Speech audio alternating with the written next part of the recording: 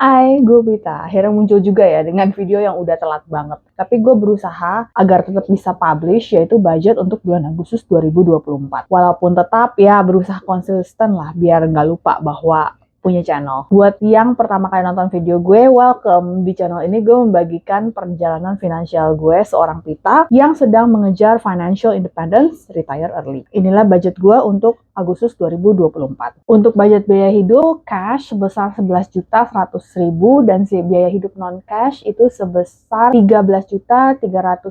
Sedangkan non cash itu adalah 6 juta. Untuk dana pensiun itu gue alokasikan sebesar 12.240.682, sedangkan investing dan savings itu sebesar 16.238.744. Jadi total budget gue adalah sebesar 28.479.426.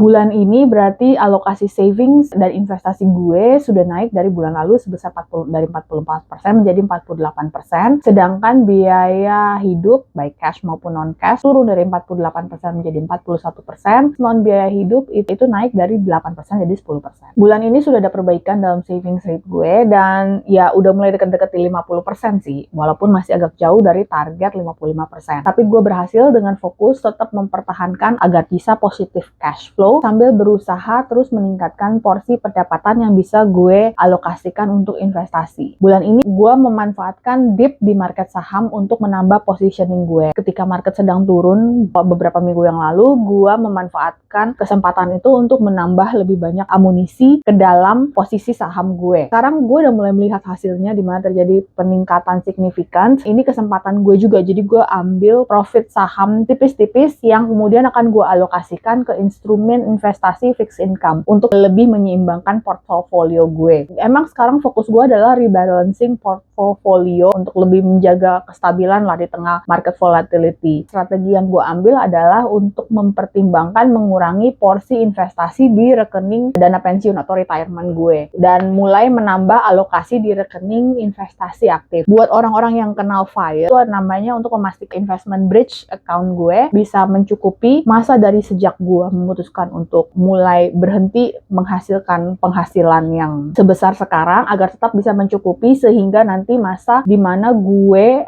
baru bisa mencairkan dana pensiun gue tanpa kena penalti. Karena kalau gue mencairkan dana pensiun gue lebih awal, itu biasanya ada penalti seperti potongan pajak PPh yang dianggap sebagai penghasilan. Dan itu sesuatu yang sebenarnya gue sedang mencoba untuk minimalisir. Kalau pengen tahu lebih banyak mengenai apa itu bridge account, mungkin nanti gue akan bagikan di video-video berikutnya. Selain itu, gue juga mulai melihat hasil compound interest dari fixed income gue. Gue sekarang tetap porsi yang gue masukkan dari penghasilan tuh nggak jauh berbeda, tapi dengan compound interest, semua hasil return dari investasi gue itu gue masukkan kembali ke dalam rekening fixed income gue. Sehingga gue sebenarnya walaupun alokasi yang gue masukin di investasi nggak bertambah, tapi karena gue terus-menerus mendapatkan dividen dan gue reinvestasikan, itu berarti gue bisa terus menambah berapa banyak jumlah yang gue masukkan. Agustus ini itu adalah salah satu milestone di mana 6 tahun lalu, tahun 2018, gue berhasil mempunyai properti pertama yang lunas. Kalau dipikir-pikir 6 tahun lalu gue nggak kepikiran seberapa jauh perjalanan gue yang bisa ditempuh dengan waktu yang relatif singkat ini. Kalau gue bilang dibandingin 6 tahun lalu, net worth gue bahkan nggak double tapi lebih dari double dari sebelumnya. Dan gue berpikir kalau memang momentum ini tetap bisa berjalan, seperti apa perjalanan financial gue mengejar FIRE misalnya dalam 10 tahun, 20 tahun, 30 tahun, 40 tahun, dan 50 tahun, ya 60 tahun bahkan kalau gue dikasih umur yang akan datang. Buat teman-teman yang sekarang masih hustling, grinding, betul, it's not how much you make, it's about how you manage your money. Jadi semangat!